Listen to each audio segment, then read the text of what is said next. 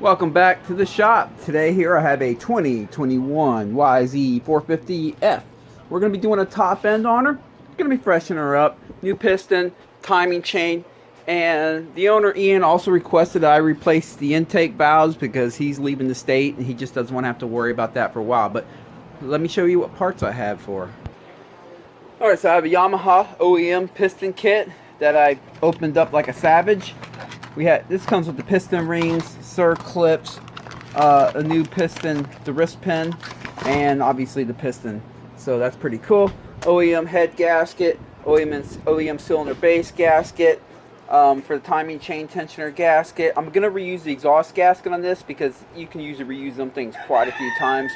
We're going to be replacing the intake valves, so I have some intake valves. I grabbed two keepers just in case sometimes they fly out, flip across the room, and I just like they're cheap. They're like $1 each. So I just do that just to guarantee this job is going to be done and complete today. Brand new spark plug and the timing chain and the ignition cover gasket. So let's see here. First, I have to get the seat off, the tank off, and yeah, let's get started. Alright, I went ahead and drained the motor oil because I will have to remove that ignition cover right there to swap out the timing chain. So got the motor oil out of there. Before I go any further, I will disconnect the negative on the battery. It's real important to do that with these electric start bikes because if someone accidentally bumps that starter button while we have the timing chain sitting there all loose and the no piston on it and just a crankshaft rod hanging there, man, that stuff's going to clank around and just destroy stuff. Plus, when you spin the motor by hand, that we will be doing at some point to get the timing, the cam timing set and everything like that, when you spin it by hand, when the motor when the ECU senses the motor spin at the stator pickup, it fires up the fuel tank. And even though we'll have the fuel tank off of it, we don't need anything turning on. So I'm going to go ahead and disconnect the negative on the battery.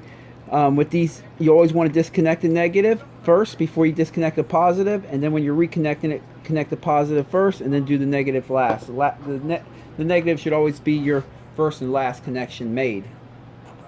To simplify things, I think I'm just going to leave the fuel tank connected. All I did is I lifted it up and I spun it clockwise and set it here. I'm going to go ahead and remove the muffler now, and I will strap the tank up here just so it doesn't fall off of here while we're doing the top end job.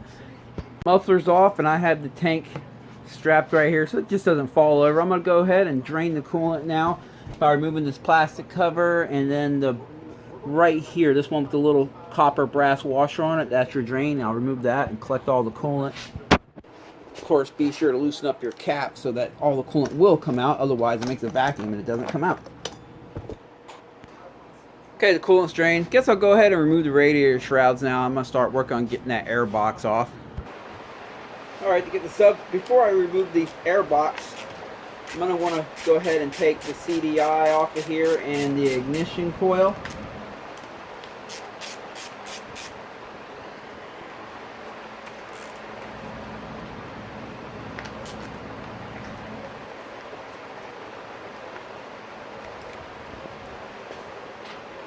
Alright, got that off.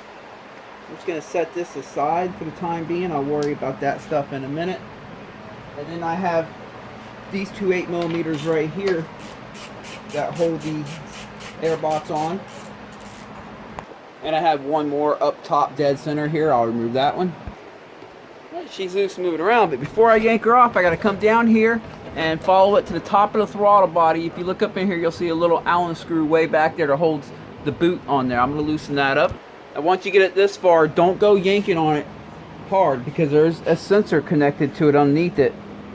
You have to pull the boot off. I loosened it down there as you saw, but it's still kind of connected. So you got to kind of tug it, but don't tug and just go up through the roof, because at the same time you have this connection right here and it's tough to disconnect that while it's on. So you want to just pull it off till the boot comes off the throttle body, and then it gives you a little bit of room to work this sensor off. Of course, these things can be on pretty tight sometimes. There we go. See, so we had this right here, and look, if you look, the wire's not real long, so be careful when you yank on it. It connects right there. But that's the Allen that I was disconnecting on the boot so we can yank it up. Guess now's a good time to go ahead and get the throttle body out of our way. So first thing I'll do is disconnect the fuel line here. Now you can usually do these with your fingers. You just slide this thing down and pull with your fingers. But if you have the tool, that does make it easier. I've done it with my fingers a million times. But if I got the tool, I might as well use it. That does the pinching for you. Oop. Hold on, let me do this again. There it is. We'll pull that up and set that back here for now. Let me get a plug to plug that fuel line. Now I'll go ahead and disconnect the fuel injector here. And then the air pressure sensor, barometric pressure sensor. And now I got to go over that side and do the throttle position sensor. Actually, before I get up in there and do the throttle, disconnect the throttle position sensor, let me go ahead and remove this. It's got to come off anyway, so that it'll give us room. Get that hose out of my way. Disconnect this coolant sensor terminal right here. There we go. You got to kind of rock this thing to get it out. There we go. Just pop that up there. While I'm here, might as well remove this ground. That's got to come off anyway to get the head off the bike. Now we can disconnect the TPS. Just slide this boot down a little bit till you can see the piece you got to squeeze. These can be tight sometimes. There we go. You got to really squeeze that thing hard to get it off. Of course, we'll blow all this out. You can see there's sand in there and stuff. We're going to blow all that out during reassembly. But now I have to loosen up this Allen right here for the bottom boot to get the throttle body off.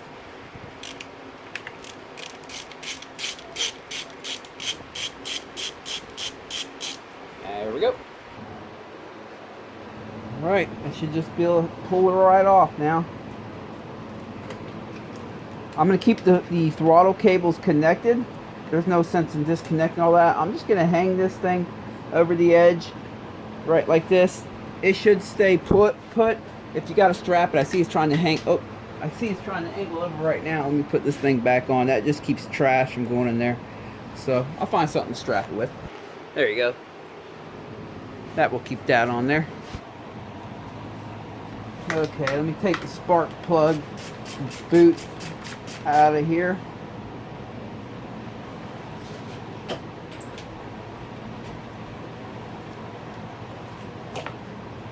Whew. These usually get a little rusty looking because water gets in the weep hole when you wash a bike. It's pretty normal. That's one of the reasons why it's good to change the plug out every so often. Alright, now I'm going to leave all this connected, the coil. I'm just going to hang it over the edge. I'm going to do the same. I'm going to leave this connected. I'm not going to disconnect it. I'm just going to do the same thing I did over here on this side. I'm going to take something and just kind of tie it over just to hold it up out of our way. Let's go ahead and get the valve cover off there.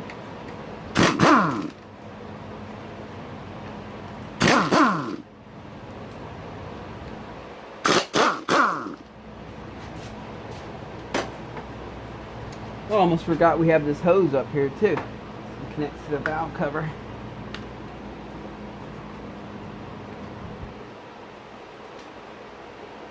Alright, that's disconnected. Now we can just pull the valve cover right up off there.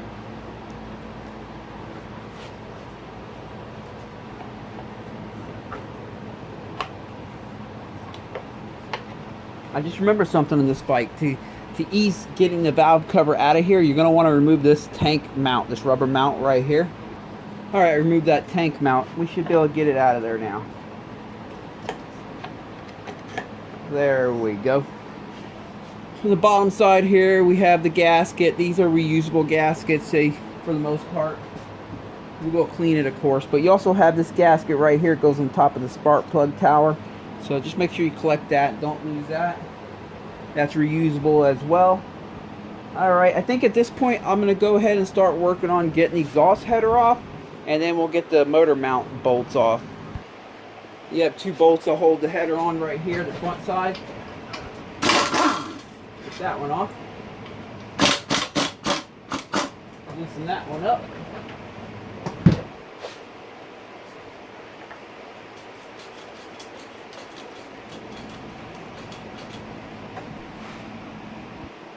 Okay, as I'm sliding that header forward, it's hitting the frame up there, so that's okay. I'm going to unbolt the header where it hooks up to the cylinder head right here and slide this back part off, and that'll help us out.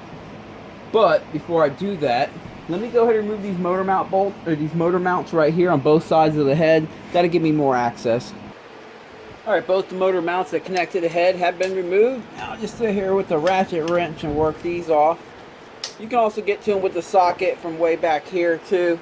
If you don't have a ratchet wrench, and you can just use a regular wrench if that's all you got. Oh, just drop that. I'll find it. Don't worry. It didn't go anywhere.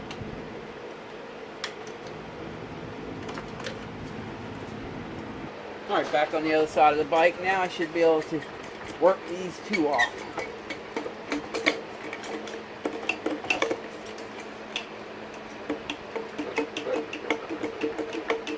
He's got it really tight.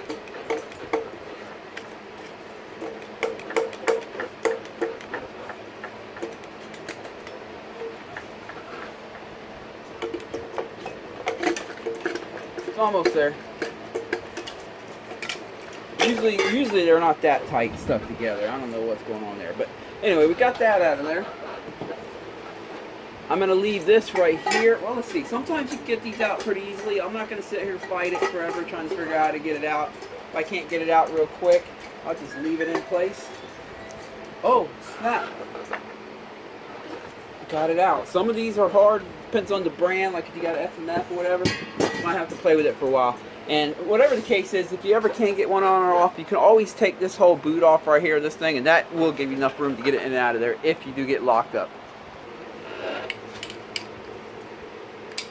I know this bike real well, so I can just rip it apart and put it back together for the most part. I wouldn't have to verify the cam timing before I take it apart. But if you never had one of these off before and it's still a running motor, like let's say you're doing a top end on any bike and it's still a running motor, or the motor spins over and it's good, it doesn't hurt to check the cam timing before you take it apart. That way you get an idea of, you know, where the marks are at and what's kind of normal running on the bike before you take it apart, and then you're all confused trying to put it back together. But for video's sake, I will verify the cam timing real quick for you guys.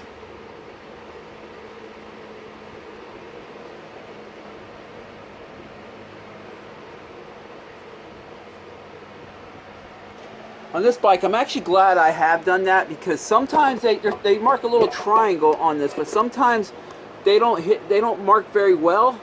And dude, I don't know, can you see it in the light in there? That right here on this part right here, there's a little triangle. I don't know if the camera's catching it. It's hardly marked. I had to put glasses on and hit it with a light to see it. But when that triangle is faced to this little spot right here, when that triangle is pointed right to that little crevice right there, then on the exhaust camshaft you have two dots. You have one right there and one up here, and that one dot right here should be lined up with the mating surface, and with the other dot up here. And then the same thing over here. Sometimes you have two dots on these, sometimes only one on the intake, but this one only has one. And same thing, it lines up with the mating surface. So that is properly timed in. Obviously the bike was running good. It's a good thing I checked before I took it apart, actually, because I would have had a tough time finding that triangle. But now that I know, what I had to do is I had to actually line it up here and then go down here and see what's the mark. And I saw a little triangle. I was like, oh, they barely stamped that triangle there. That happens. Sometimes they stamp them deep. Sometimes you can hardly see them. This is one of the hardly see it ones. But now you know. And of course, this is why it is important to have your battery disconnected, because when I spun this motor by putting this 17 millimeter on the crankshaft there, the fuel pump would have turned on and it would have spit gas all over the place. As soon as I turned this motor, the ECU thinks you're trying to push start the bike possibly, and it's going to turn on the fuel pump. And with the fuel line disconnected off the throttle body, it would have shot gas all through this shop. And no better time than now to get the cam chain tensioner off. What I'm going to do is loosen this up right here and just keep it loose, because I have to take that off to put it back on to reset the cam chain tensioner, but that will be off the bike when I do that, and it's just a lot easier to loosen that up while it's on the bike. But then I'm going to take these two 8 millimeters out here, you'll notice that one of these 8mm has a copper washer on it, the other one does not. So pay attention to which one goes where.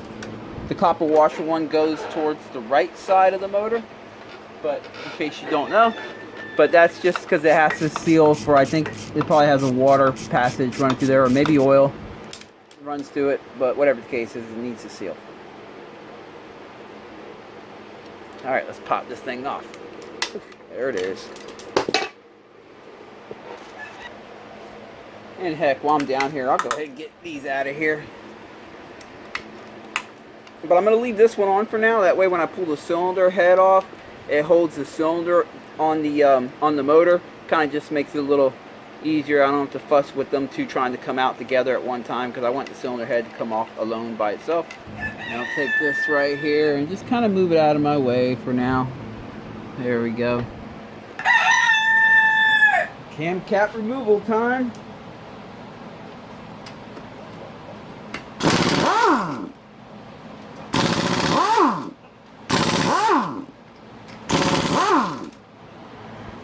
All 7 bolts removed.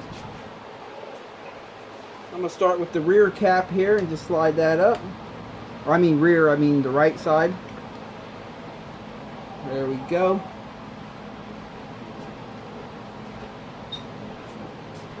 Now I'm going to work on the left side here. Sometimes you got to wiggle, and now be careful, there's 2 moon-shaped keyways, and they like to fall into the timing chain area and down and into the stator area, and then you have to remove the stator cover. Now we already do have to remove the stator cover to do a timing chain, but if you weren't doing a timing chain, I'm taking a second to show you this. You don't want to drop it in there because you don't want to have to remove that cover. So as you pull this off, slide it to the right of the bike, so if they do fall off, they'll fall right here where you can grab them. As soon as you get it off the camshaft, you can move it to the right of the bike. Whoop, see, one fell. One already fall. I'll show you. Just so you can see that I'm not crazy. It fell right here. Watch this. If I would have picked that up and moved it to the left side, it would have fallen in there and gone down in the side of the timing chain and way in there. But because I picked it up, moved to the right, it fell just right there where I was able to grab it. And then, of course, you got 2 of them. There's another one right here. 1 per camshaft. Okay, we should just be able to grab the camshafts now and move on out. You can always tell if you're confused when it's time to put these back in.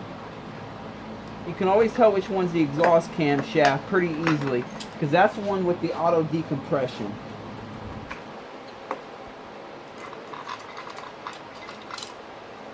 This oil is very dirty because of them burnt clutch plates that we just replaced. That's your auto decompression assembly right there. So that's how you see the other camshaft doesn't have that. That's how you know that is the exhaust camshaft. Alright, head bolt time. Let's go ahead and remove the head bolts.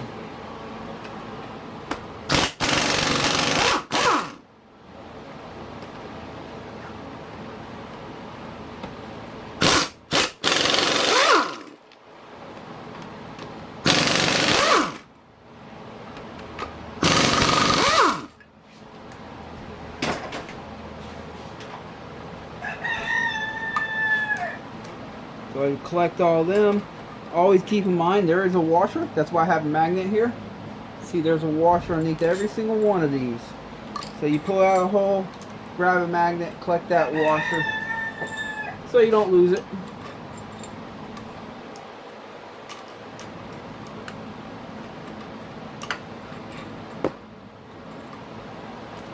There we go. Time to pull the cylinder head up off the bike. Oh, let me collect that exhaust gasket real quick before that flies off. All right, let's do it. Give me a little wiggle. Then you got to lift it up over the timing chain guides and slide her on out. Easy does it. Oh, that was one of these. Yeah, you got to watch out for these. They like to fall right out of the bottom of the same thing as right here. They like to fall out as you're pulling it off. But another reason why you move the cylinder head, when you pull the cylinder head off, you move it out to the right of the bike and not the left, because if you don't plan on pulling that ignition cover and doing the timing chain, let's say you're just pulling the head off, do a head gasket or just a piston, and you pick up the head and slid it that way, and that fell like what you just heard, it could fall into here, and then you'll be stuck where the timing chain's at, and then you'll be stuck trying to fish it out with a magnet or removing the ignition cover. But just move it to the right, and you won't have to worry about that. Alright, now I'll just go ahead and pull this gasket off of here, the head gasket. Get that out of the way. The old one. Here, let me get the chain up. Definitely handy to have these little magnets around. I want to get that chain up so I can move these closer together so I can get this off. There we go. And then I'll remove the front guide right here. Oh man, it's stuck again. That chain keeps getting in the way. Lift it back up. There we go. Alright, drop the chain back in there. And then, yeah. Pull this last bolt off right here that holds the cylinder head on. I mean the cylinder on. It's time to pull this thing up and off.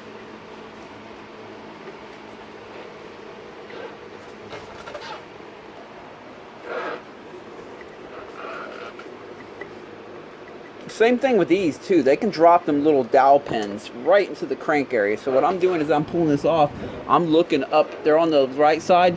Okay, I see the one in the front on the right side is on the engine case, so that's good staying right there. But the one on the right is on the cylinder.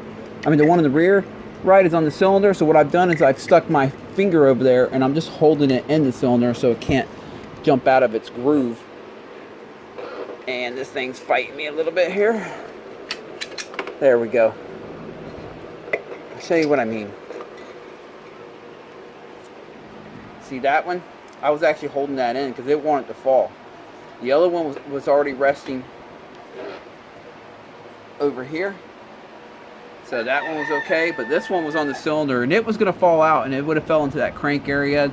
Usually you can fish them out with a magnet. Like I said, it's definitely convenient to have a magnet, but I'd rather just catch them if I can. Alright, let me take the gloves off and just take a preliminary look at this piston real quick, see what it looks like. A couple little light scratches there, but she looks good. Typical for these Yamahas, they hold up really well. Yeah, same with on the other side. Well, we'll go ahead and get her off of there and take a better look at her. Alright, before I pull a circlip off, I'm going to put this towel, clean rag, around here in case that circlip goes flinging-dinging. It doesn't go in the crank area, and then I have to go fish it out of there. Sometimes you don't even know where it went. That's the problem. Sometimes you don't even know where it went, and then you're looking everywhere for it. Just take some needle nose here and try to get.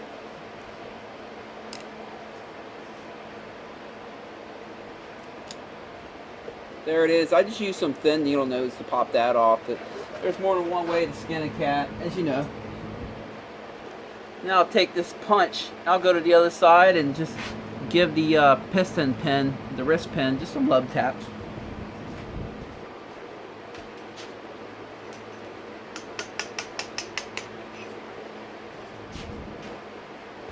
There you go. You don't want to hit it hard. Just some nice little gentle love taps and they slide right on out of there.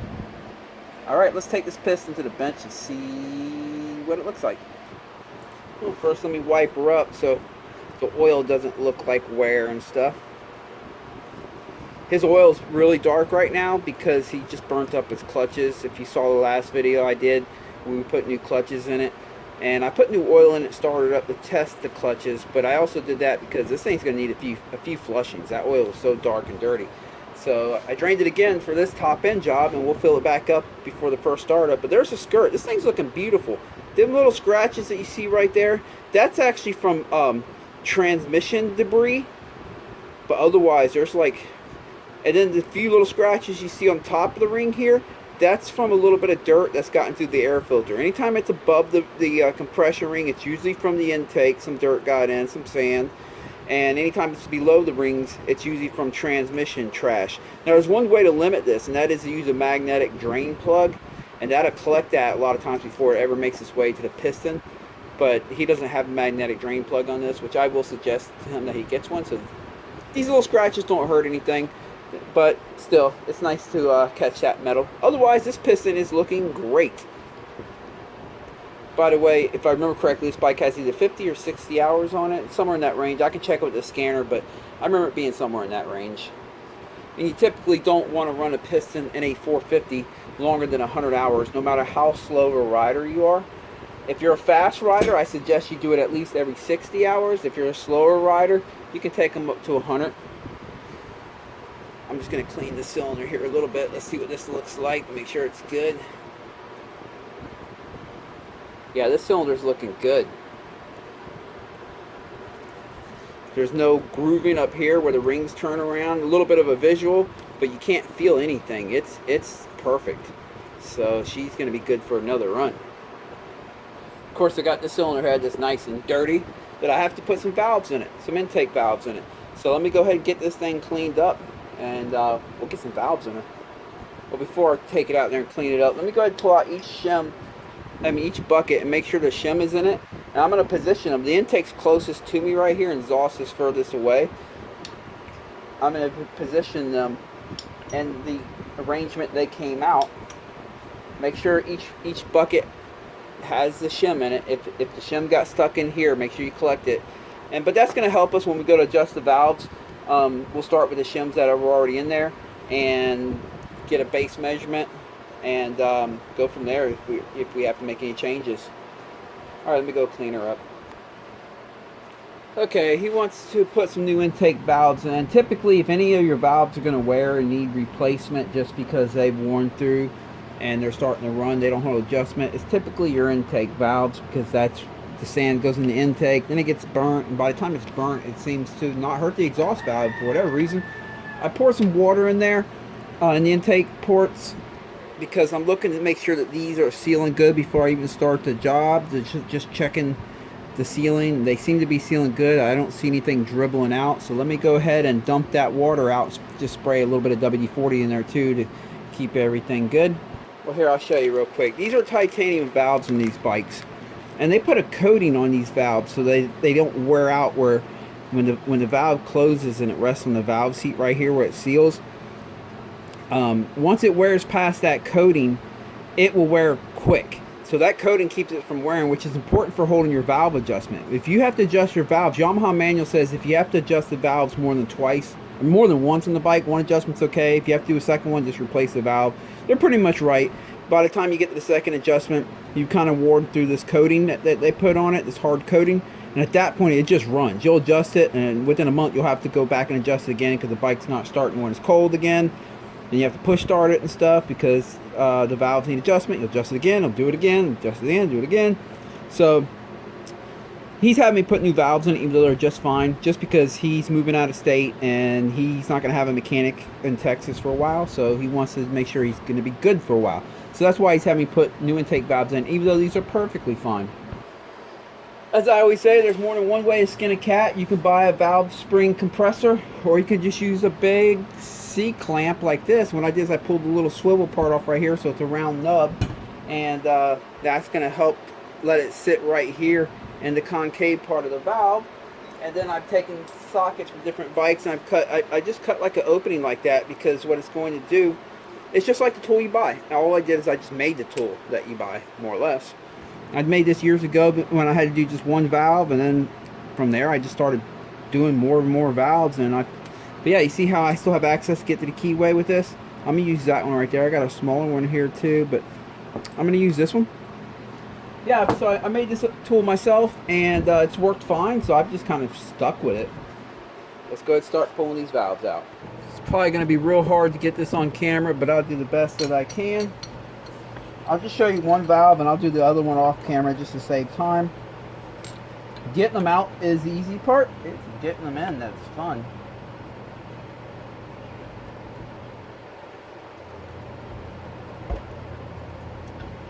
I like to keep one hand on this end and keep it balanced so that things don't go flinging and danging everywhere.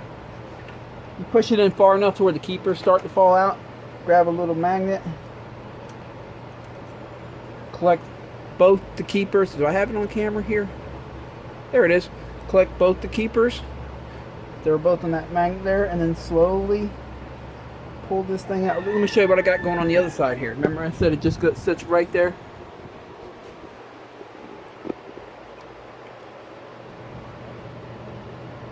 Now I'm going to pull it out. Now I'm going to say this twice, more than once. Every spring has a top and a bottom. The bottom, you'll notice that the coils get tighter together. It's the heavy side of the spring. The top, they just stay the same distance until they hit the last coil. But you see how you got these real tight down here in the bottom?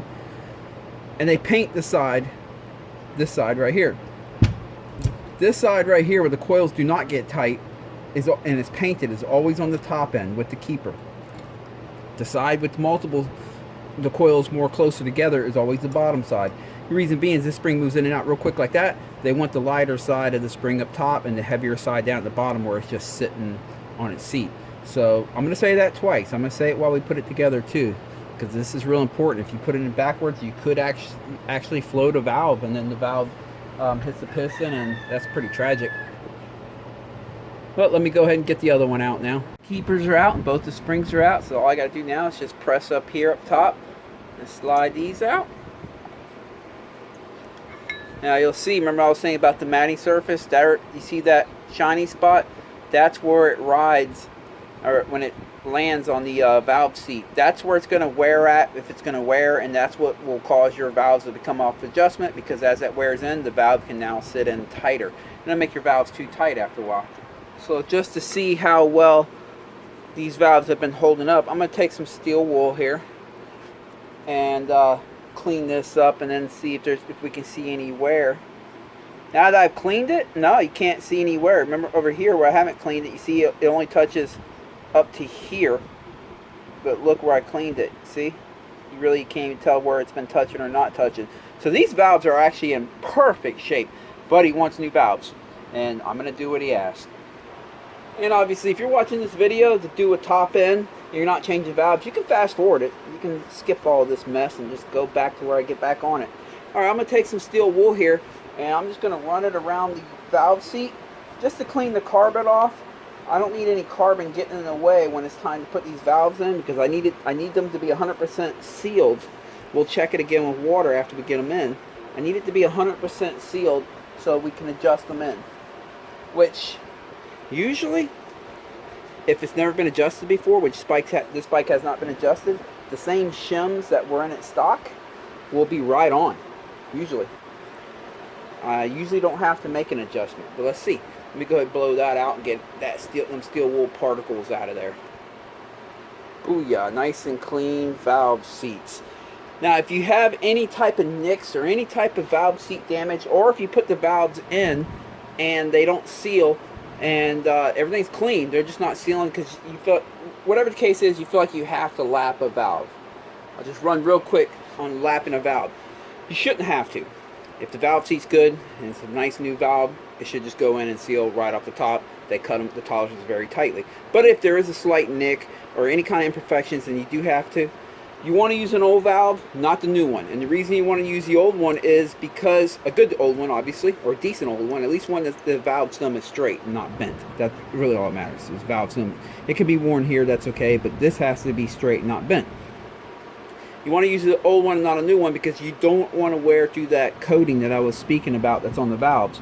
So what you do is you stick the valve, I'm not going to do it now because this one's clean, but you stick the valve in, or should I say you take some valve lapping compound, you can buy this at any auto parts store, and put some dabs on right here. You stick the valve in there, and on this side, once the valve's in, on this side of the cylinder head, you plug this into it right here, and you hook up a drill bit, a cordless drill right here. The rubber hose is going to allow it to flex, and it'll spin the valve, and as the drill is spinning it, you just slide the valve, close it, open, close, open, you'll hear it go. And what that's going to do is that's going to smoothen out the valve seat surface on the cylinder head, and it will pretty much grind away any imperfections, and it will re-true the valve seat. Once you get that to what you consider is good, try popping one of the brand new valves in and see if it's sealed. Obviously you have to clean up all the lapping compound again before you do that, and try your best not to get any lapping compound into your valve guides. It will eat away at your valve guides quickly. So that's how you lap it if you had to. And there's videos on even lapping car valves at home and stuff like that. You can watch them if you need to. But I don't think we're going to have to do it on this one. Gloves are coming off for this part of the job. Alright, let me grab a clean towel. Okay, even though I have blown these out, I'm still going to wipe them by hand before I put a valve in it, because dust could have just fallen on it while it's sitting here. And I don't need anything, and I'm even going to wipe this. I know it's brand new and it just came out of the bag, but it doesn't matter. You know, I'm not going to touch that now that I wiped it, because I could leave a speck of dust on it. There we go. Now let me do the other side. Because what happens is if these don't seal, first thing I'm going to assume is that there is a grain of dust, cloth, or whatever on the valve causing it not to seal. Second thing is I would assume that maybe it does need to be lapped. But if it's clean and it's all good shape, usually you don't have to lap them. It's usually, if they don't seal, it's usually just trash in there. Alright, let's put it together. Alright, you're going to want a long flathead, preferably one that has some magnetic properties, but it doesn't have to. This one has very little magnetic properties, but alright. And then what I'm going to do, remember the color side goes up on the top. Remember that. Color side is on the top. I'll put a little bit of grease. Grease is going to be our friend in this job. That's going to hold that on there for me. Color side on the top, so we got that taken care of.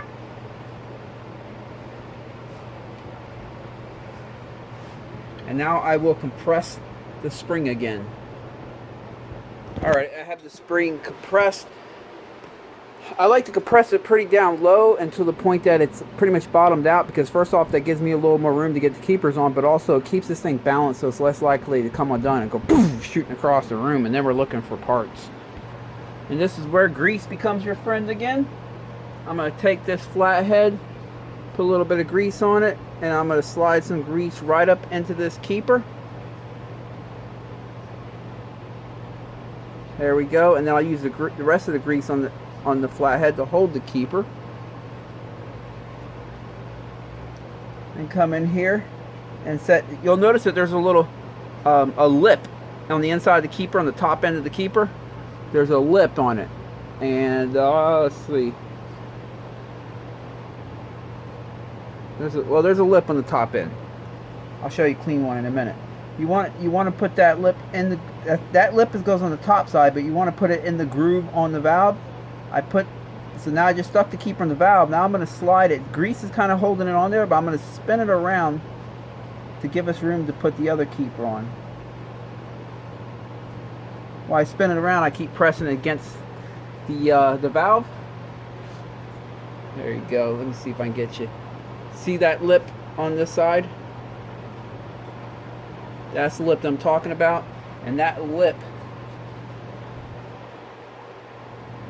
this is a valve right here. That lip goes into the valve like that. So that's what we're doing in there for these keepers.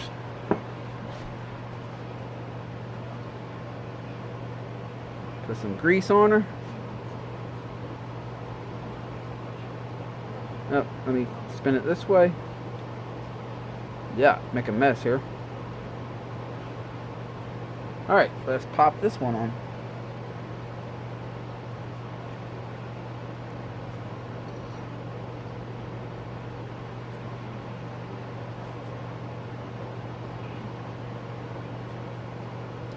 Got it in place.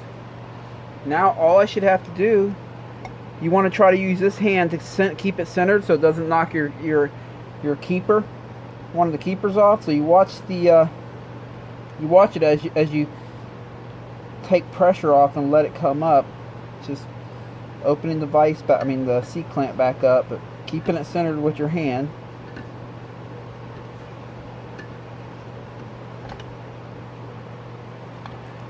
Let me show you what we got here. There it is. I mean, it's got grease all over it, but it's in there. So let me go ahead and do the other side, and then we're going to put some water in it and see how that works out. Alright, let's pour some water in them. Got them both in there. Alright, got water. So far I don't see anything dribbling out, so that's good. Just give it a little bit here. I think it's going to be good. It's looking good. Alright, let me go ahead and dump that water out. Spray a little WD-40 in there and blow that out. Just to, you know, get all the water out for certain. And we'll keep moving forward. Now we have to put the cams in while it's on the bench and adjust the valves, if they need adjustment. Okay, I'm going to go ahead and put the cam buckets back in with the shims that as they were arranged. Remember, the intake was towards me, the exhaust away from me, and I have them piled up over here to fit that. So let me go ahead and pop each one of these in.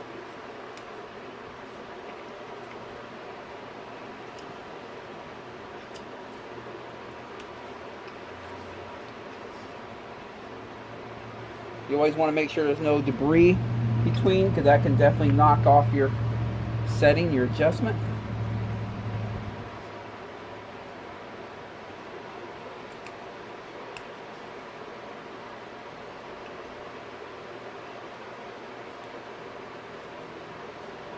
Good. This one's centered out. Let's see if it just falls into place. Yeah, it did. Sweet. Twist them a little bit, make sure they feel nice and clean and smooth. They do. Everything's good. Set the camshafts on. Now I'm not going to use the keeper right now. I mean, not the keeper, but the crescent little keepers right here, I guess you can call them. I'm not going to use them for this part. I can see right here.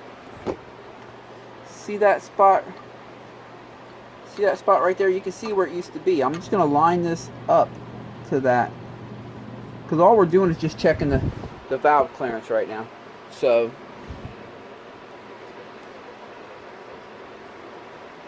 oh, had the cams backwards. Intake on that side. Remember, the exhaust side has the auto decompression. Exhaust ports right there.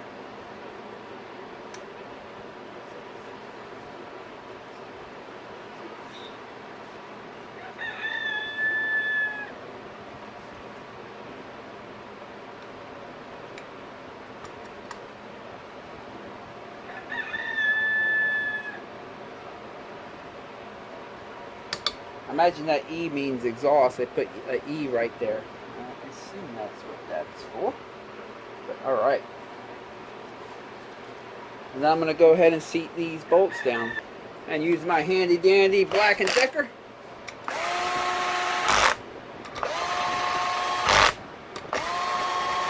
I got the drag set on it, so it's not putting them real tight.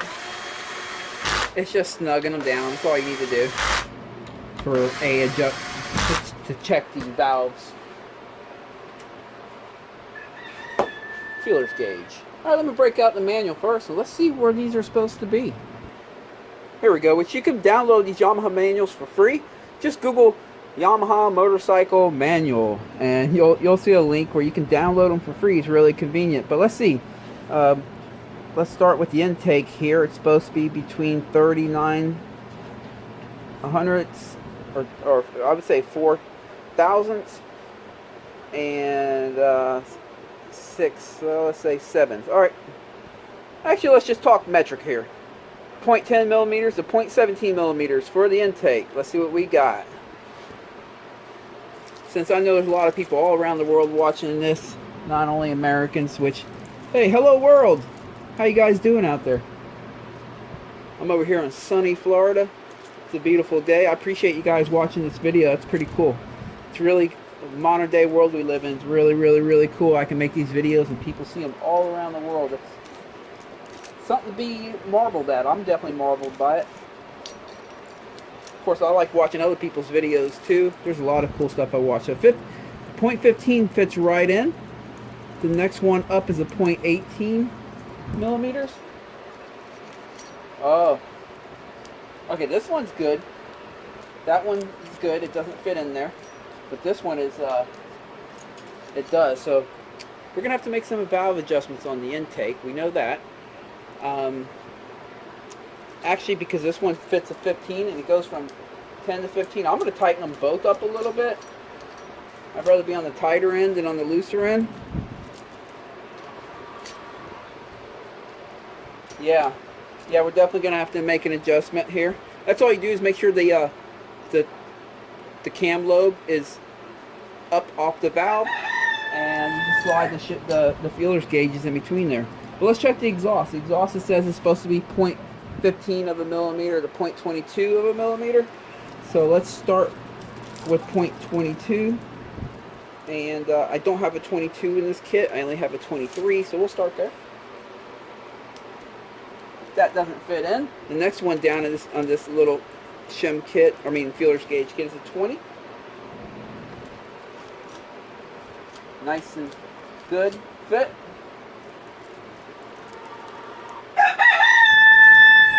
So yeah, I'm just double checking that I can't get the, oh, I can slightly get it in there, the 23. Alright, so this one needs to be tighter. That one needs to be tighter. Actually, all three of these need to be a little bit tighter. Let me pull it back off.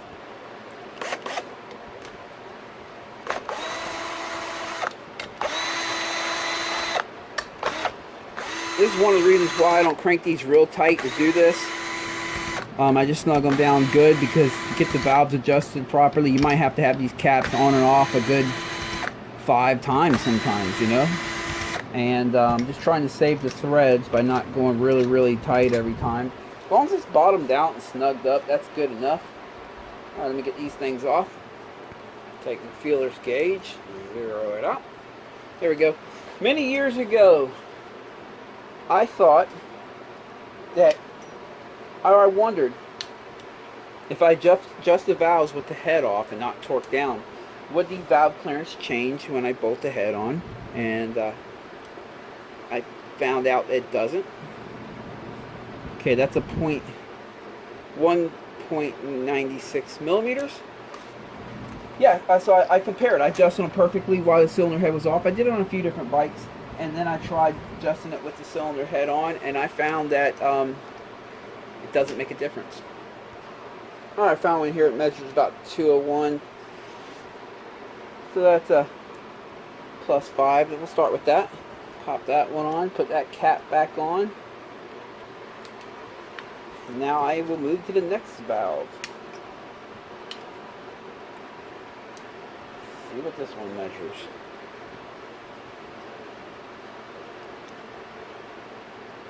.90. I think I got one right here for that one.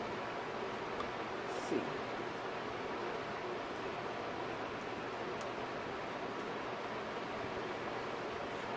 Got a .95 for this one.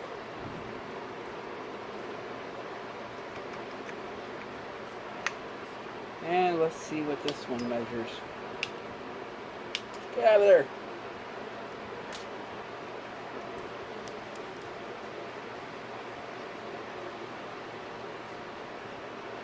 .97. All right. And time to go ahead and put the cam shafts back in and take another measurement. All right. Remember, intake 0.10 to 0.17. So I'll start with the 0.18 since I don't have a 0.17 here. So I'll start with that. Let's see. Yep, that one don't go in. And that one don't go in. All right, let's see. The next one down is the 0.15.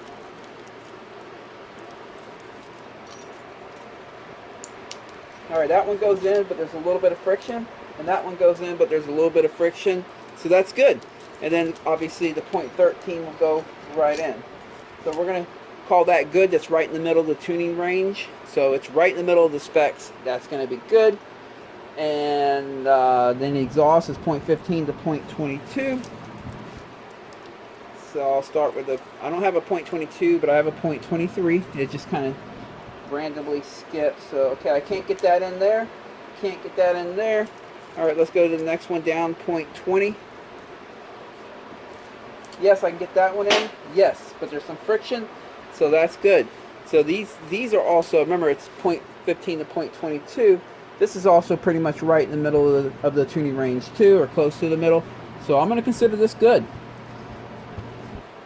Being close to the middle of the tuning range means they can go either way and a little bit. They can move either way, and it's still going to be in its spec. So we're going to be good there. All right, now we have to clean up this mess real quick. And while the cam shafts are on there and holding the cam buckets in, the cam shims in place, that's the perfect time to flip the head over and clean the mating surface. I like to use a brand new box cutter razor.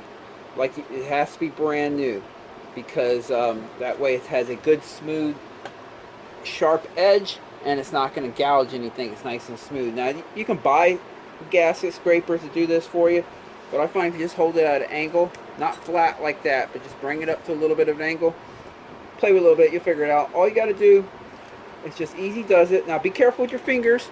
Don't cut your fingers.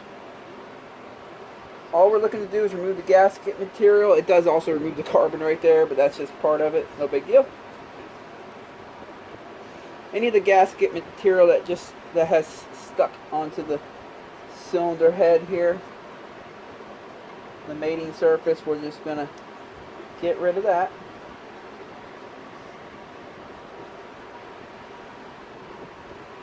I think that's it. You don't have to do a whole lot. You don't hit them with sandpaper.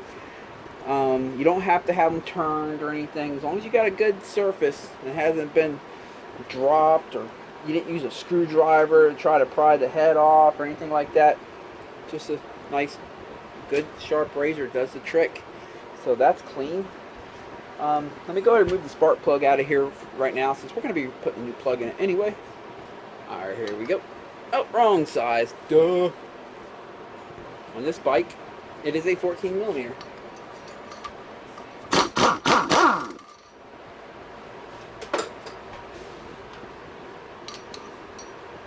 There it is. We'll be putting a brand new one in. This one looks good, but again, we're doing a top end. We might as well, this one's not old at all, actually, because usually they get all rusty right here and stuff. Well, I'll give this one to them. This could be a good backup. We're still going to put the new one in. Alright, now I'm going to clean the top of the cylinder. Same way I did the cylinder head. Just use the razor. Same exact crap. Just removing any gasket material that's stuck on it. You're going to see it's going to leave some marking. That's just normal. I know some people feel like they have to sand that off, like break out sandpaper or have it milled or shaved or surfaced. You don't have. There's no need. Don't mess with it. Just get the material. All that is marking. That little line you see, that's just from the head gasket pressing on that spot hard. But it's nothing you can feel with your finger, and it's not going to affect the seal. All you got to do is just get the old gasket material off with a good clean razor blade, which I believe I have done here. Except, well, not one little spot right here. There it is. Let me check the underside. Sometimes they can leave some stuff down here too. And we'll just clean that up. Anything I see, especially right around this where the oil goes through.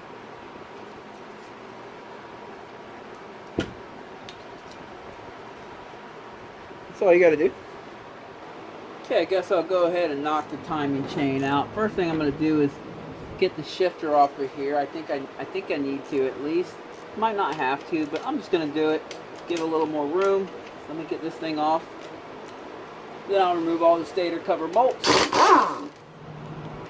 You want to try to remember what goes where. You'll see down here it has this little clip for the wire, and then right there you'll notice it has them little tabs, and that kind of indicates where them go.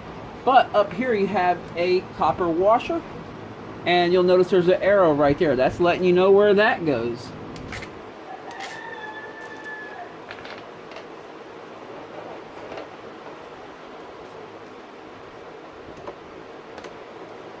Come on. It's magnetic. Alright, I'm just going to set that off to the side and just let it hang there. Alright, I'm going to hold the crank while I do this so it doesn't spin. I'm just going to hold the rod up here. By the way, if you don't have an impact, it surely makes jobs like this a lot easier. Obviously, you want to be familiar with your impact because you don't want to strip anything out. Make sure you get that washer that's on there. Don't forget that. Yeah, you want to be real familiar with your impact, but if you don't have one, this truly makes jobs like this easier, because otherwise I would have had to go all the way to the other side of the motor, pull off the cover, and find something in there like a piece of aluminum to jam in the gear or whatever. Now, what I'm going to use is a flywheel puller. You can get these on Rocky Mountain, eBay, pretty much anywhere. I don't think I need this piece right here for this one. It doesn't have an oil thing, but I'm going to use it anyway just to preserve the threads. But yeah, if I didn't have it, if I didn't have an impact, I would have had to pull the whole whole clutch cover off just to get that bolt off. That would have sucked. So it's just nice to have an impact, because then you have to take that cover off over there, wedge something in it, and it's just a pain in the butt. Get this on pretty good.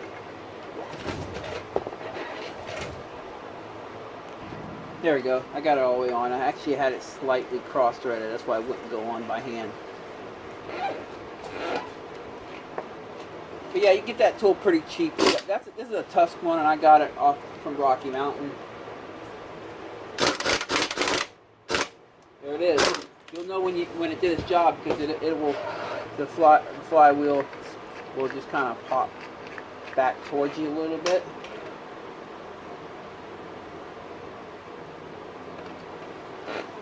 Alright, slide this off here. Make sure that little, the keyway right here on the crank, make sure that's in there good and not just going to fall out on you. And now we got to pop this thing off and replace the timing chain. This takes a torque size 30.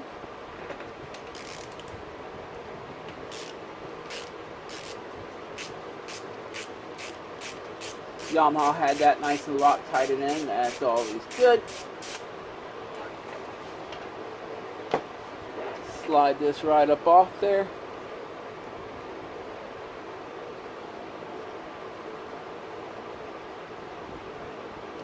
There we go. I'm just going to remove this for now. Get out of my way.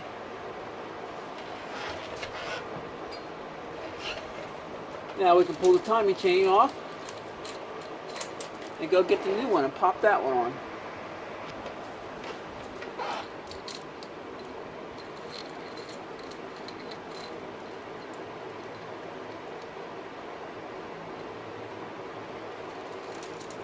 There we go. I kind of missed a step, but I'm going to blast through this real quick just to show you what I'm talking about. If you follow the manual, it tells you up top on the timing chain to figure out, which, how you have the outer links and the inner links, and what Yamaha is trying to do here, they're trying to make sure when you replace the chain that you see how it starts to wear little grooves down here on the sprocket that's on the crank, that you put the new chain on in the same way, so that, because when you bend this chain, it has, on the inside of it, it has one spot, you see the teeth? So between two sets, it'll have two little teeth in the middle, and then on the next one it'll have three teeth in the middle. So what they're trying to do is they're trying to make it where when you put the new chain on, it falls into the same groove. Like this one right here, you can see it's had three teeth.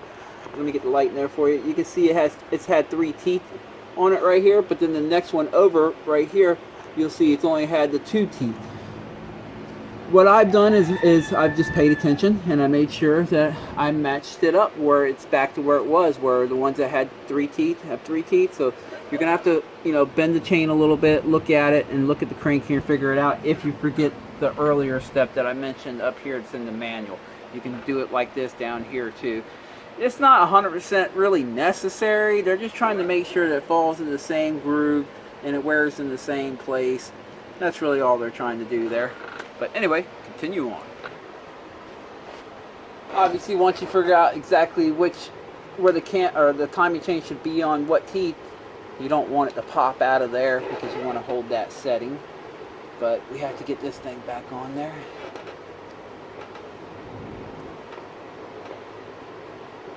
There we go. And then always use Loctite on this stuff. Alright, put some Loctite on it. I prefer the red Loctite myself. You can use any color type you want, but I like to make sure it's going to stay in place. There we go. Once we have that on, it has a tab here, so it keeps the chain in place it won't jump to the next groove. But that's so when we go to put the top end on, we have this cover off. You see, it always falls back into its place, so we're going to be good there. Let me just set the chain back over here. Anytime you have an ignition cover off, it's always good to look at the pickup right here. This pickup is magnetic, and if you've been shaving metal, little shavings like to stick onto it. So I'm just looking to make sure nothing's stuck on it from the transmission or motor or whatever. It looks clean, so we're good there. And time to slide the flywheel back on. I'm just going to look for that little groove right there. See the locating pin right there. Spin it till it slides in. There it is.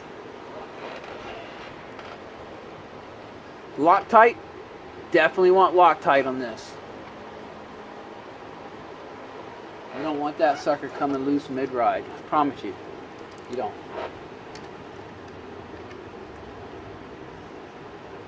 Alright, it's times like this where it's real important to be familiar with your impact. You don't want to strip stuff out.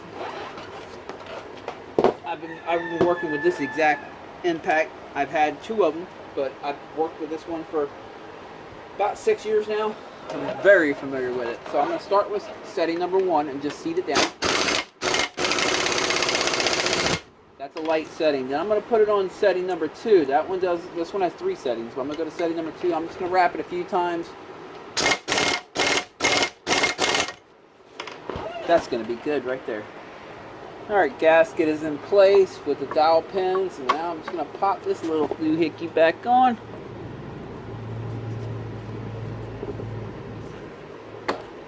There we go. Make sure nothing got stuck underneath it. She's looking good.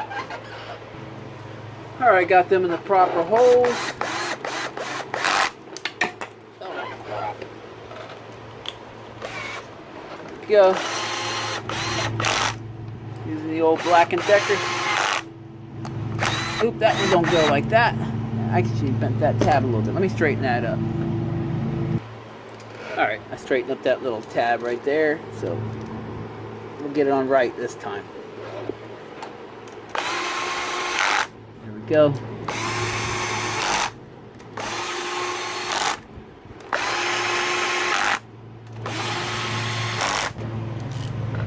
And then I'll tighten them by hand. Again, these you can strip them out. They're only little 8mm. So you notice how I choke up on the ratchet here. It's a quarter drive ratchet. I choke up on it, so I can't get it too tight to strip it out. Not easily.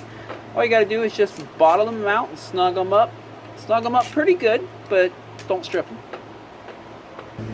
Well, one of the things I failed to show you early in the video that I did, and I just didn't cover it in the video, but I'll do it now. One of the things you want to check while you have the top end apart is the rod. You want to check for up and down play. What you do is you wiggle the top of it left and right, and then you find the center point, and then you check for any up and down. There's none here. And then you put your fingers down at the crank halves down here, and you grab the top of the rod and you press it left or right, and you see if you can feel the crank go up or down on either side, letting you know how the crank bearings are doing. And that feels good too. So, and typically the left and right you get at the top of the, you'll get more and more as the lower rod bearing wears until you start getting up and down. This one's really nice and tight. This is a good one. So he's going to be good to run another top end. Let's go ahead and start prepping this thing to get the piston on. I'm going to go ahead and clean this mating surface right here. Same way, using a razor and wiping it up. Now I'm going to get the gasket on there. No, now I'm going to get the piston on, then we'll get the gasket on. Alright, new piston time. First thing I'm going to do is put one circ clip in now. And I'll put the other one on when it's on the bike, obviously, but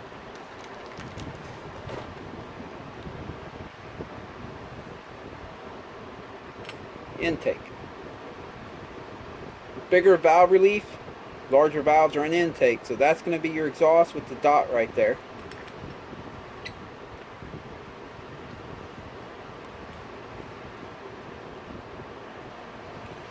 I'll take one of the circ clips here. Now this is the way I install them.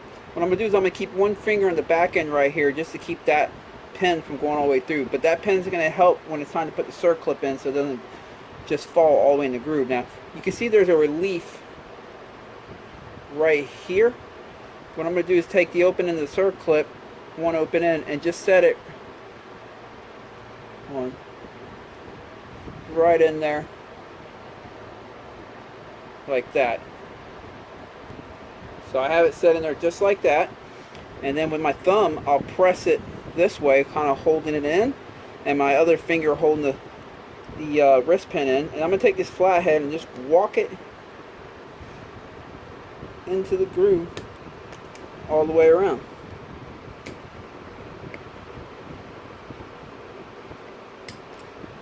There it is. And then what I'll do is I'll take it, you see how some of it's still in there? I'm going to slide it over. There we go. So that there's no there's no circlip in that groove. All the circlip is in its seat all the way around, but there's nothing in that groove. If you have to have the open end of the circlip anywhere, you might as well have it at that groove, because anything that's in that groove is not going to be helping out. Now that we got that taken care of, slide that back out, save that circlip for a minute or two, and it's time to dig into the piston rings. Some manufacturers don't really give you an arrangement of how to put the rings in. Some do. So we're going to follow that arrangement here. In the manual, of course, it shows in what order they stack in. But then also over here, it shows you where the ring gaps should be. So we're going to follow that.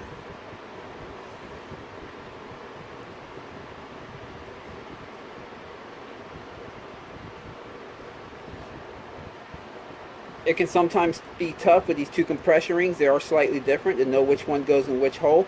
I can tell you, I assume this one goes in the top hole because it has an angled cut right there on the inside right here, which helps it seal better, helps with compression, and this one doesn't, so I bet this is the top one.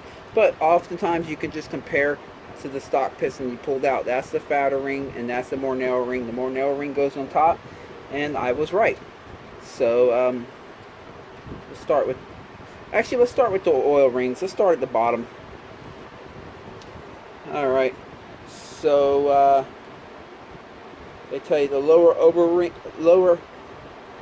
O-ring, that's an E, but the expander is a D. We're going to put the expander on first. That's a D, and that one's supposed to be, see, they have the dot for the piston right there, and it shows the D over there. We got to put the opening for that one over there. Obviously, once they're on the piston, you can spin them around and get it to where you need it to be, but it's good to at least start with it where you need it to be, so you don't have to do as much spinning around later. Alright, then the very bottom ring is E. That's going to be just to the left of the little indicator dot right here.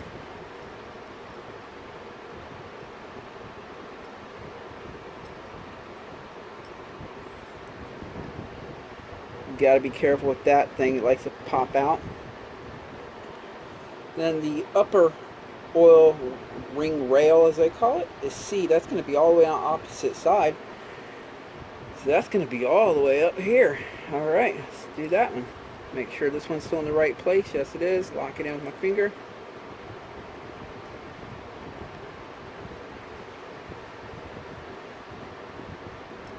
There we go.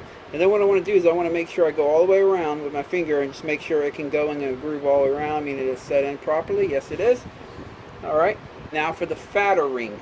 It has a T right here. That means top. So you want that facing up when you put it on. And the manual says the second, they call it the second ring. That's supposed to be all the way over here. Down at the bottom. You flip this piston around. The hole's right there. I mean, the indicator mark's right there. Here we go. And this one has a T on it as well. You gotta have that right. And that's going to be top ring A. That's going to go all the way up over here. Now obviously these can move,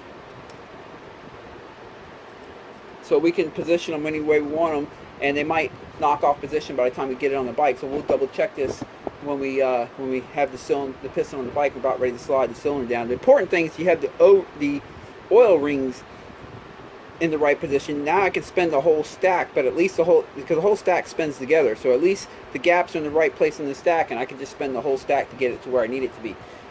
Let's go put it on the bike now.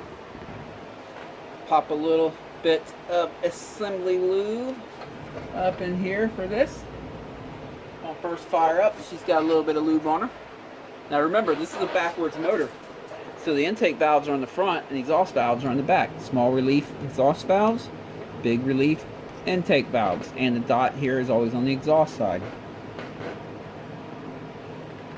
I'll slide the wrist pin in just a little bit here.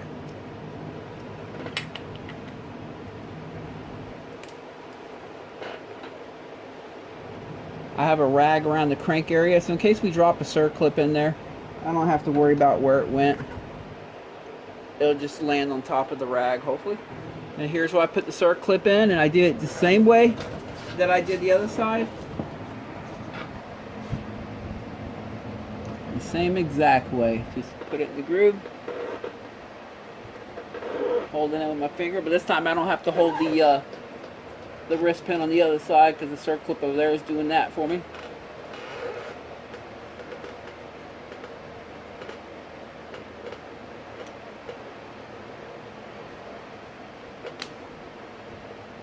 Popped into place there.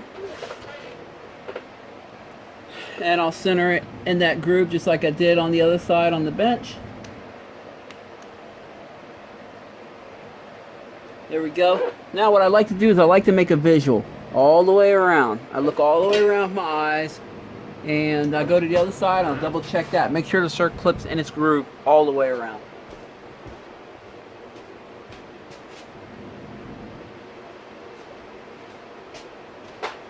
Yes, it is. And I also make one more check that I put the piston in the right way. We have the dot for the exhaust right there and the big release for the intakes on the intake side, so she's good. Alright, I'm going to verify that the rings are still in the proper place. Yes, they are. Now it's time to drop the cylinder on. Let's do it.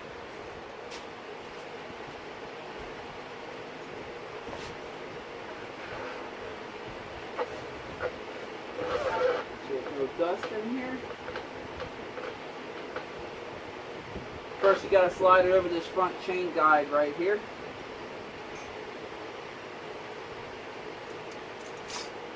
You notice how I put the back of the piston kind of in the cylinder first? Then that kind of holds the rings down there for me.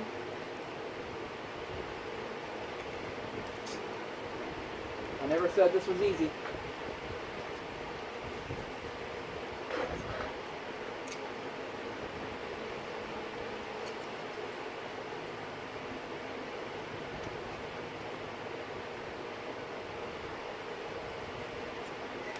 Alright, we'll try again.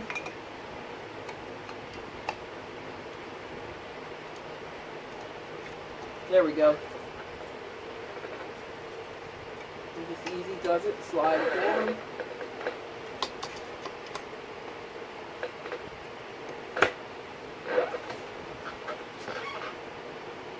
There it is.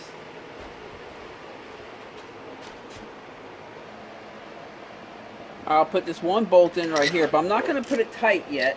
I'm just gonna gently put it in just to hold the cylinder down, so when we go to put the cylinder head on, it doesn't flop up or down. But since it's only one bolt on one side, I'm just lightly snugging it down like that, just enough to hold it on. Then I'll use my magnet and grab the timing chain, and I'm going to take the front timing chain guide and slide that in. Make sure that gets in the seat properly down there inside there. Just look down as you slide it in. Now I'll hang the chain right over here, just like this for the time being. Actually, no. I'm going to get it ready. Push this in, drop it in gently right there. Uh-oh. Well, we'll see how that works out when it's time to put the head on. As long as I can move that in like that, I'll be able to get the head on top of there. We'll see. We'll pop these in place and set the head gasket on. Brand spanking new head gasket. Alright, which way does this go on? I think it goes that way.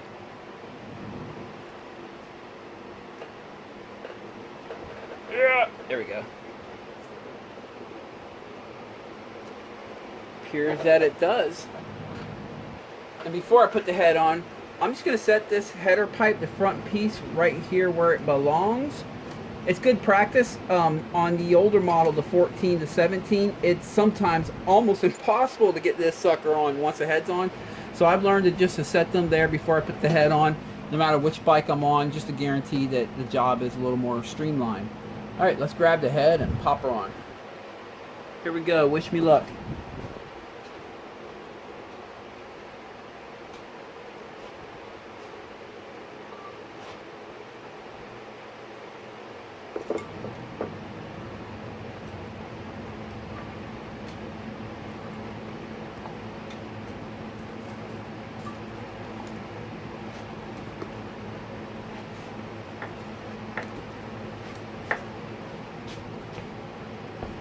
Hey, that wasn't so bad, was it?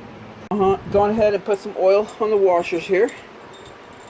So they're lubed up, and then I'm going to put some oil on the threads. Let's see here, they're all the same length, so that's good. I'm going to go pop them in their holes. Alright, the torque specs on these Yamahas are always funny. They're torqued to yield bolts. So we first have to torque them down to 17 foot-pounds each, and then loosen up. Well, let's just go do it. I'll walk you right through it. Alright, so first thing we do is tighten them all down to 30 foot-pounds. So let's go ahead and do that. Set my torque wrench here to 30.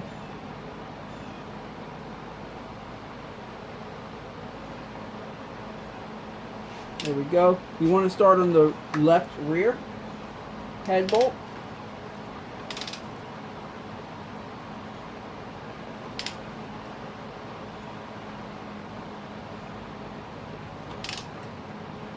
There we go. And then you do the front left one. I'm sorry, front right one.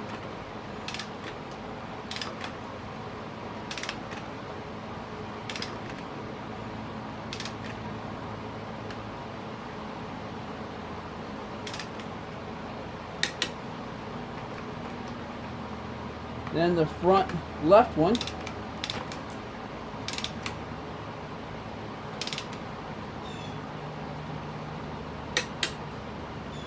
Then the rear right one.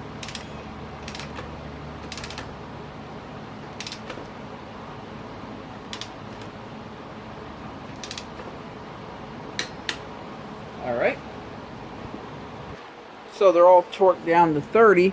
The next step is we're going to have to loosen one at a time, re-oil it, and then torque it down to 17 foot-pounds. But you do one at a time. So here we go.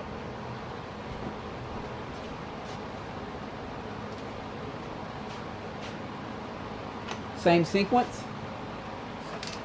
Start with the rear left. I'm going to pull it all the way out.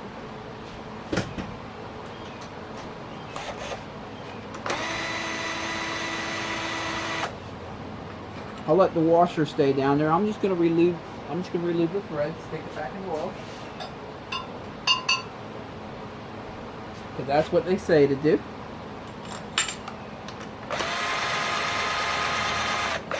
That just does the twisting for me.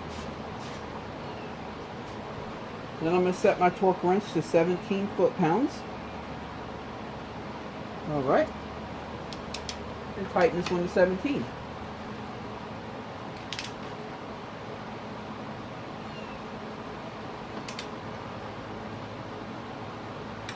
There we go.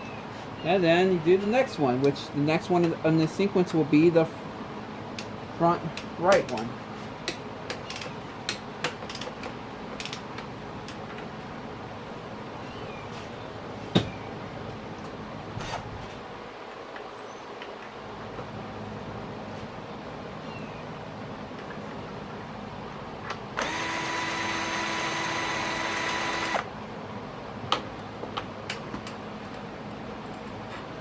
And same thing, I'll let the washer stay down there. I'm just going to relube that.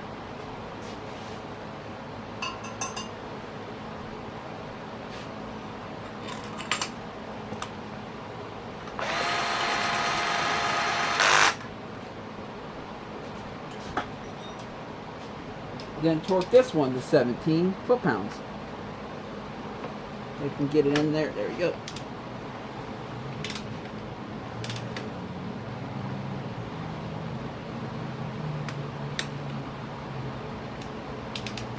Let me try that again here.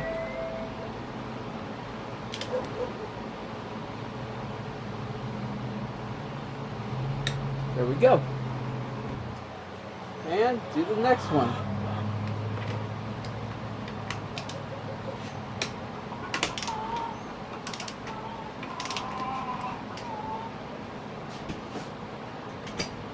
Taking my time and just showing you all this, just so no steps are missed out.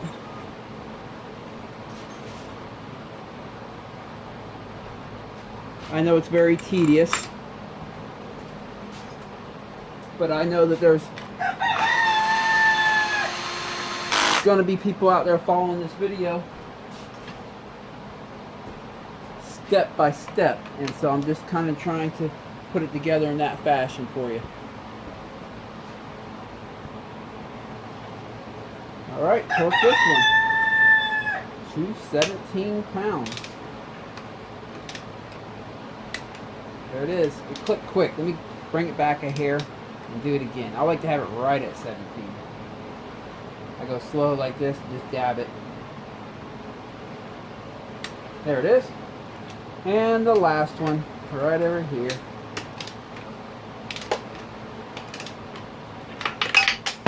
Oh, I'll drop my tool.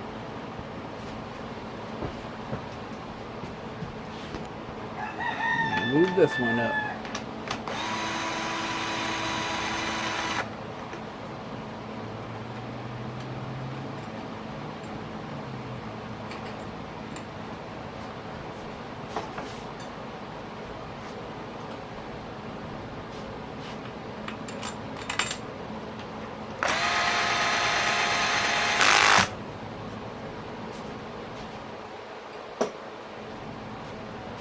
And tighten this one to 17 foot-pounds.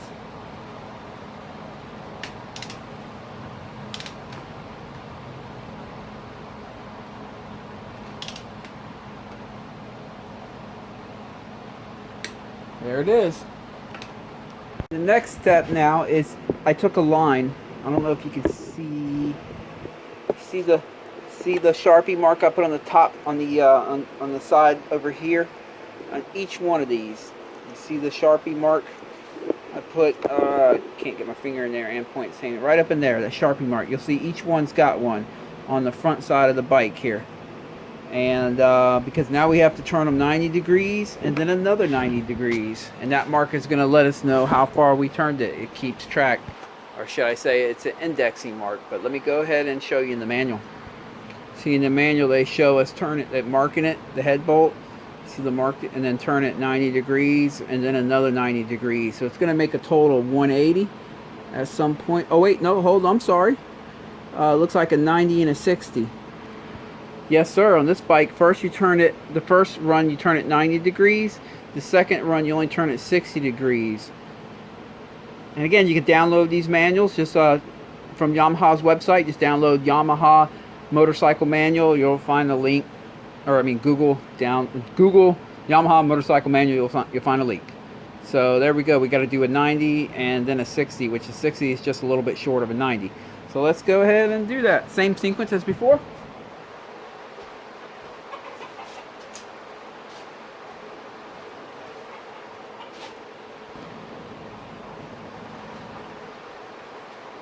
Same sequence.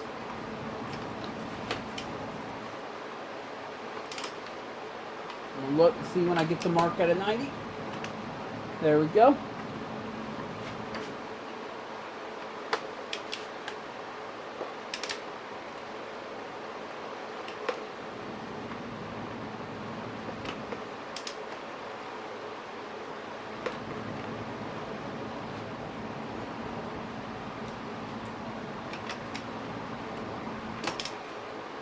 I'm only doing 90 first round. Now this is what you call torque to yield bolts. In the car world, you never use torque to yield bolts. In the motorcycle world, the manual doesn't say not to reuse them. In my practice is though, I only will use them one time. I've heard other people saying it's safe to use them, reuse them 3 times or 2 times, meaning they'll be used 3 times, reused twice, but used 3 times. I only reuse them once, which means they're used twice. And then, so next top end, this will get new head bolts. And the way I'll know that it's due for new head bolts is when I pull the top end off. If it's my own bike and I've forgotten, I'll see that Sharpie mark and I'll know that it's been done before. These have been used once before, so I better get some new ones. All right, here we go. This is a 60-degree turn now. Same sequence.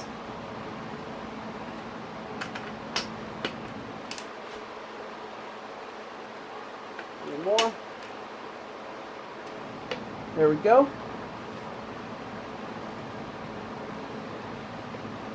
Actually, let me see if I can get that out of my way a little bit better. There we go.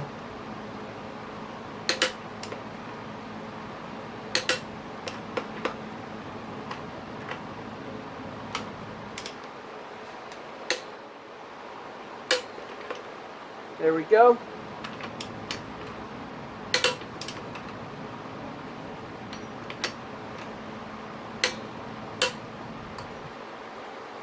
And that one's good.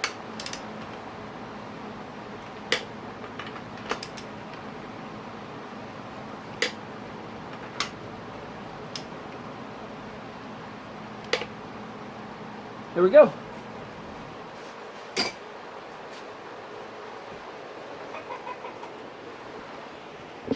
There you go. They're all turned to the 60-degree mark. All right. The head is torqued down.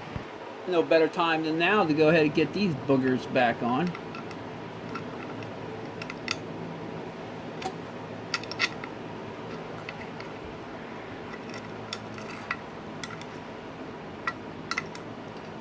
There you go. And then I'll get the one for the cylinder now. Now that we got everything bolted down. Voila. Timing chain time and cam time. Grab the timing chain, pull it up. I'm just going to try to hang it over the edge there for a second. There we go. Now I got to find top dead center. I could go down here. Remember down here at the flywheel while I was looking at that hole for that little triangle? Man, that triangle's so hard to see. I'm not going to want to sit there. What I'm doing is I'm just taking this and I'm going to slide it into the hole for the spark plug here. Let it rest on top of the piston. I'll be able to watch it move up and down. You got to grab the timing chain, pull the timing chain up so it doesn't get kinked up, and then I'll put this ratchet down here on the bottom of the motor. See right there on the crank to spin the crank, and you want to spin it counterclockwise. The crank always spins the same direction that the motor spins the rear wheel spins when it's running. So you see that extension is going down. Now it's coming up. I'm going to find top dead center right here. There, I just went past. I'll go backwards a little. You can go backwards a little bit, but you're going to hear the starter spin. Okay. I should be it. I should be there. Let's see. Yes, I am. And it looks like I can see that little triangle a little better now. I mean, I don't know if you can see it on the camera. There it is. Did you see it right there? See that triangle in there? Pointed straight up. That's it. It's hard to see, but it's there. I got it at top dead center, so let's put the cams in. You always want to start with the camshaft furthest away from the timing chain adjuster. On this one, it is the intake camshaft. On your other motors, it could be the exhaust. But in this one, it is the intake, so start with that. Since I know we're at top dead center down there, all I have to do is line that dot. Remember, there's 2 dots. There's one right here and one right there. So you want the second dot face up at an angle, and the first dot right here lined up with the mating surface to the cam cap. So that's going to be it for that one. Let me get the other one. This one only has 1 dot on it, and that one will line up over here on this side on the mating surface. Let me get that one on.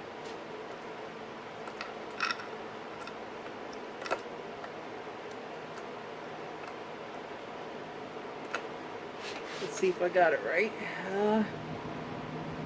No, gotta move it a little bit.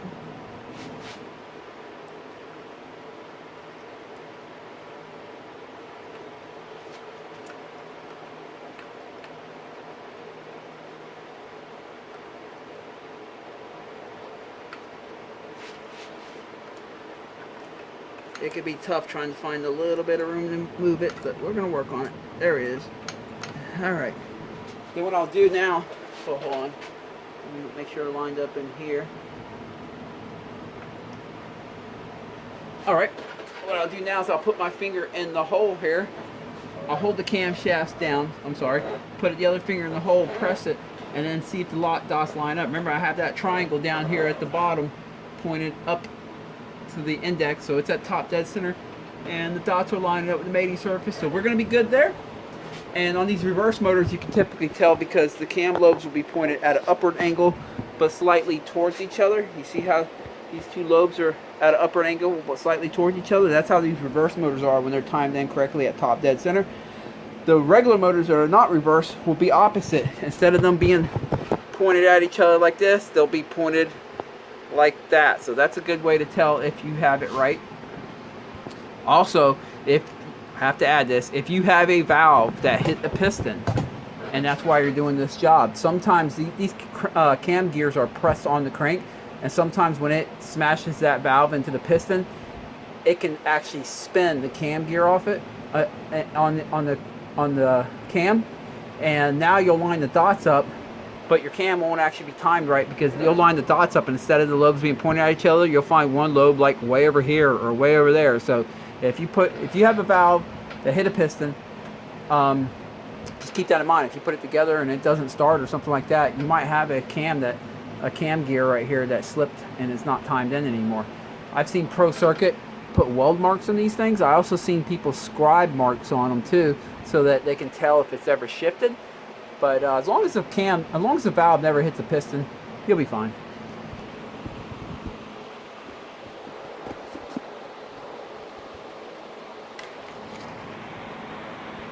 Now I'll take these little moon-shaped things and put them in the groove on the camshaft on each one.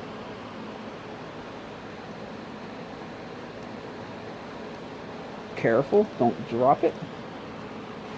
Make sure it still lines up with the ghost image on the mating surface. Alright, time to put the cam caps on. Go grab them.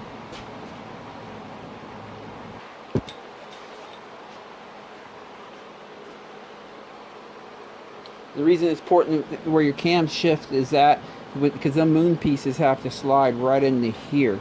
So that's why it's important to have it in the correct position. There it is. And then the E right here indicates exhaust. There it is.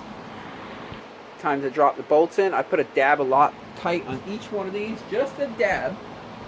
Just a dab will do. You don't have to do that.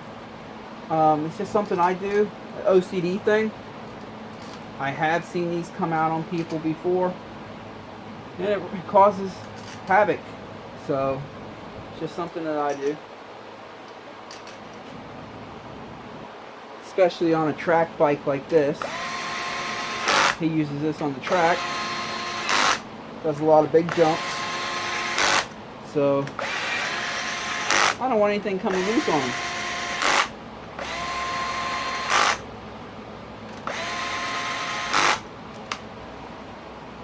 And I'll tighten it by hand. There are torque specs to this, and you can follow them if you like.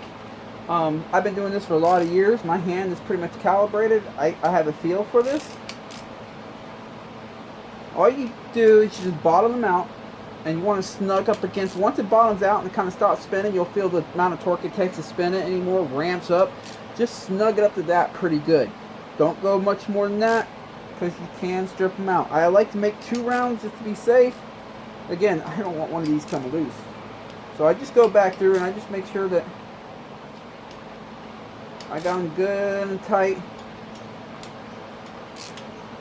Because when you're going for big jumps, you don't need anything coming loose while you're out riding. Alright, there we go. Time to put the cam chain tensioner back in, but it's fully extended. So if you try to put it in now, you're not going to be able to get it all the way in there. Obviously, it's fully extended. So remember how I loosened this up and I was taking it off? Well, now I can just take it off with my hand. And there is a flathead in there. It's kind of hard to see. It's in there, don't worry. There's a couple ways to do this. You can either take a flathead, and you'll notice as I spin this, you see how it starts going in. Oop.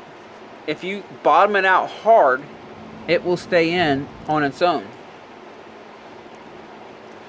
Or you can have this tool right here that holds it in. But since most people don't have this tool, let me show you how to do it without this tool. Alright, you're going to have to ignore my little flathead. I had to put some vice grips on it because this is stripped out and is spinning. But it's the only flathead I have right now that's small enough to get in here, so I'm just doing it like this. But you'll see as I twist the flathead, or actually I'm twisting the whole assembly to achieve the same thing, the plunger goes inward.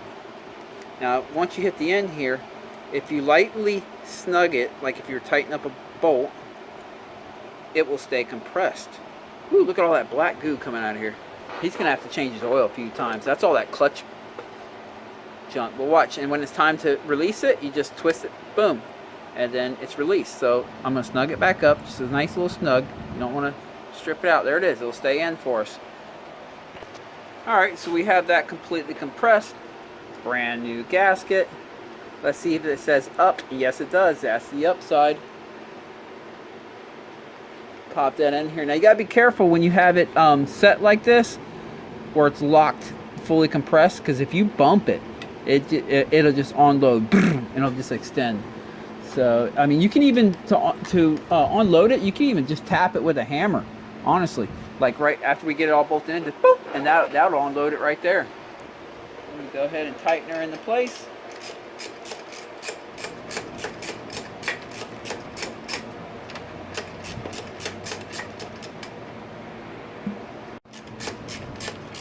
And if you remember, you got to have the brass copper washer on towards the center of the bike, on the right side of the bike. That's the one that it needs to be on for this.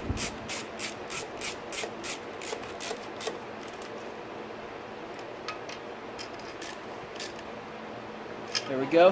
Now I got to unload the timing chain, or the timing chain tensioner. You'll notice right now, see, I can push down the chain here. So I do that, I check that first, make sure I can do that, and then I'll have to take my flathead here. Yeah, find its groove here. This flathead sucks. There we go. Let's see if we'll do it. Now I'm going to have to hook up the vice grips to it, unfortunately. It's all stripped out.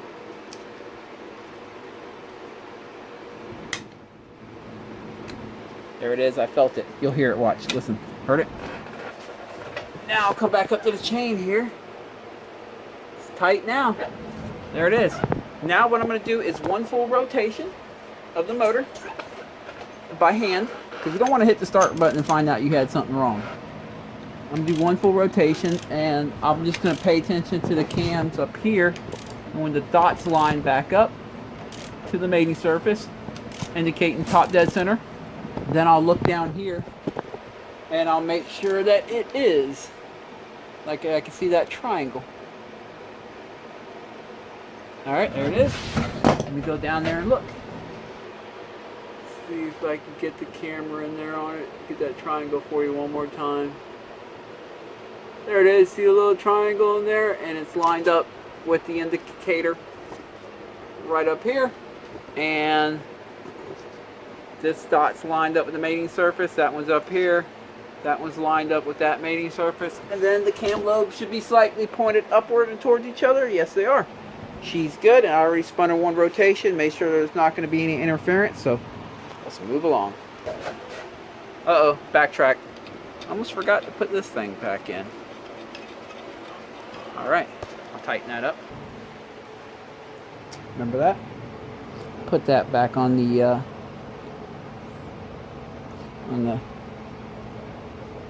top, the tower for the spark plug there. We're going to put the valve cover on. Alright, there it is.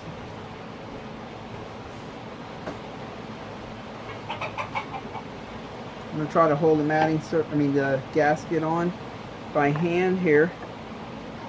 These things are not the easiest to get up back on.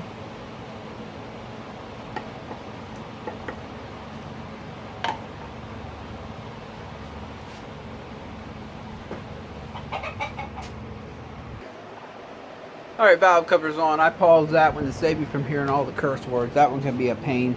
Let me go ahead and put the tank mount. Remember that rubber mount I had to remove to get it out? Let me put that back on before I forget. And now is the best time to put the throttle body back on.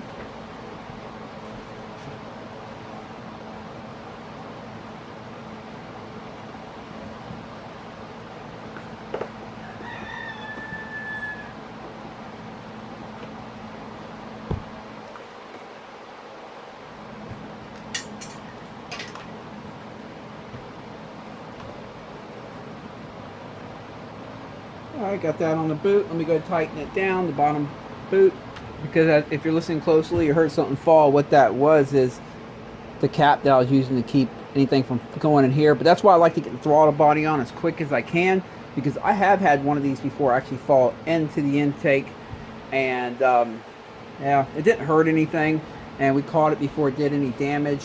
But so I've learned to get the throttle body on as quick as I can, because now if anything falls in here, as long as no one opens the throttle up, I'll be able to see it right here. So that's the beauty of that. Go ahead and get the fuel line back on. I got the plug out of it, so let's plug it in. And clip it down. This goes down there. Let me go ahead and put the spark plug in real quick before something falls in that hole. You want to put these pretty snug. You don't want them coming loose while you're riding.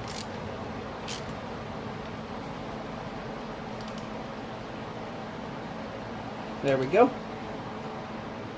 Okay, I blew out all the connections for the throttle for the fuel injector and the throttle position sensor. Got all the sand and stuff out of there and reconnected them, and also your air pressure sensor, barometric pressure sensor right here. And I also put the spark plug cap back on. So yeah, let's keep moving forward. I'm gonna slide the intake on. What I did is I sprayed some WD-40 on the inside of the boot here. Helps it slide right over the throttle body real easy. Since we can't really get our hands in there to help it out, now you have to kind of time it perfect. You line it up on the top of the throttle body. At the same time, you have to connect, remember that sensor over here? You have to connect that, oh, let me move this so you can see. Remember that sensor right over here that connects right here? You have to connect that about the same time that it slides on the throttle body. There we go. I can look down in here and see. Give it a wiggle. There it is. I'm going to go ahead and put the two 8mm right here to hold it in, and the one on the top.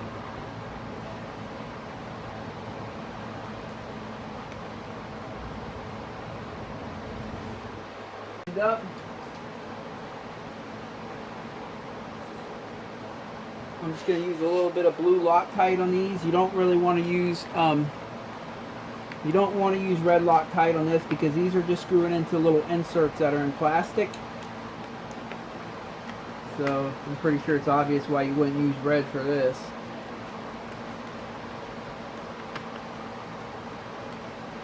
I'll tighten it up by hand for now, and then I'll come back and hit it with the ratchet.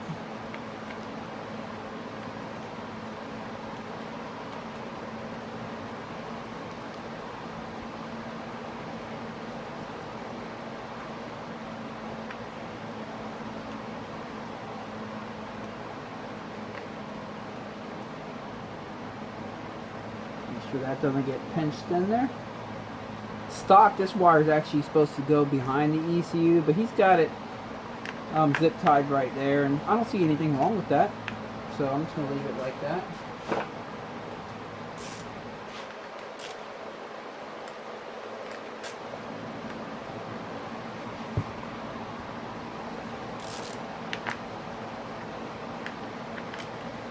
And the last thing I'm going to do is just make sure that these are plugged in real good to the coil. Make sure they didn't start coming loose while I was fondling it. Alright, I think we got the air box situation situated. So, guess we'll start working on the exhaust system. Alright, got the exhaust header in there. Got it right here bolted on too. Then over here I went ahead and hooked up this coolant line, the sensor, and reconnected the ground. Now I'm going to go ahead and put these motor mounts back in, the ones that connect to the cylinder head. Let me go ahead and, you want to use Loctite on this one right here, the one that connects to the head, because they have a tendency to vibrate loose, so put a little bit of Loctite on that. All right, got the motor mounts in. Just spun the tank back around and set it in place. Put the muffler back on. I'm going to go ahead and before I put any more of this plastic on, I'm going to fill up with motor oil, fill up with coolant, and give her a test fire and make sure everything's good before I go any further. Also, I got the negative and the battery hooked up. Oh, almost forgot to mention, after you get the intake back on, make sure you tighten up the upper clamp on the throttle body where the boot from the intake connects to the throttle body. I just tightened that up just now as I was looking over. I was like, oop, almost forgot that.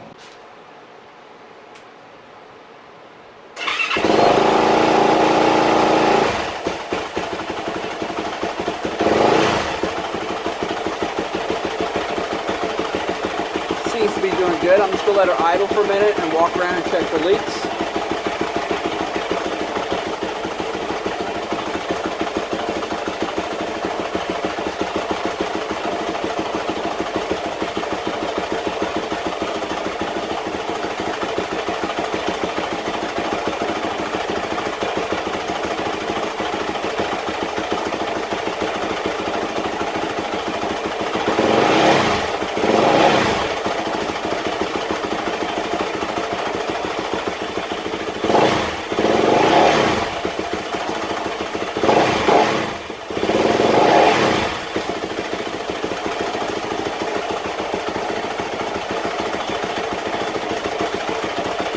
So far, so good.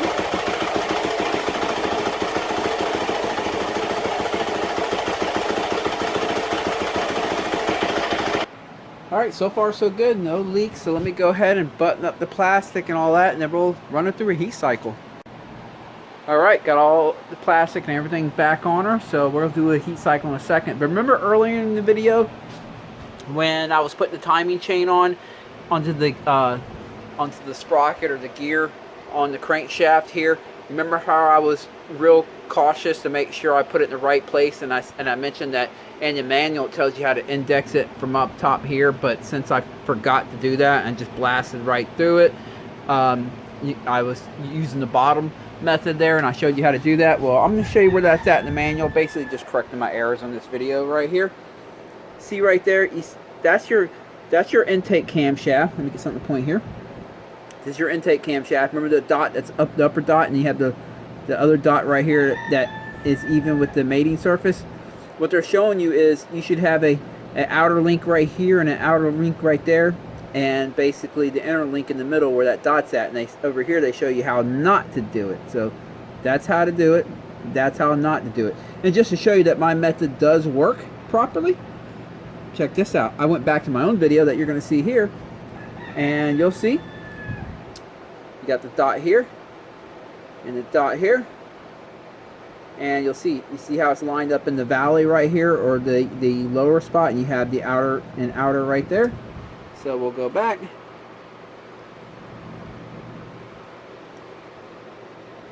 It's in the low spot, and you have the outer and outer. So the way I did it, ends you with the correct result, but don't do it the way I do it. Just follow the manual. It's probably easier that way. Unless you want to do it the way I do it, there's nothing wrong with that either. As you hear me say all the time, there is definitely more than one way to skin a cat, without a doubt. So, let's fire up. Another heat cycle.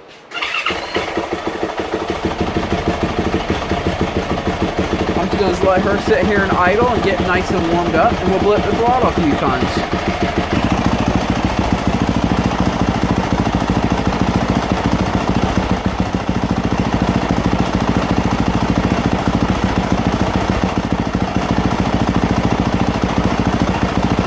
That's pretty much warmed up.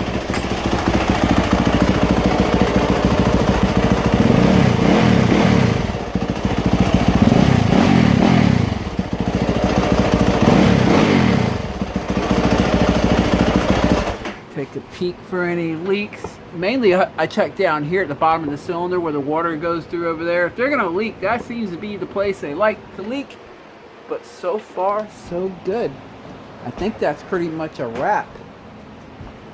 Everything seems to be holding. See, that's the spot where they like to leak, if they're going to leak, usually. Whew. I know this was a long video, guys, but I appreciate you watching. And now it's time to pick up this mess in my messy, dirty dirt bike shop. But she is up and running again, and she is doing good, and she's going to keep doing good. I appreciate every single one of you guys that watch this, and if you like this kind of stuff and you're not already subscribed, please click subscribe, as I will keep videos like this coming. See you guys.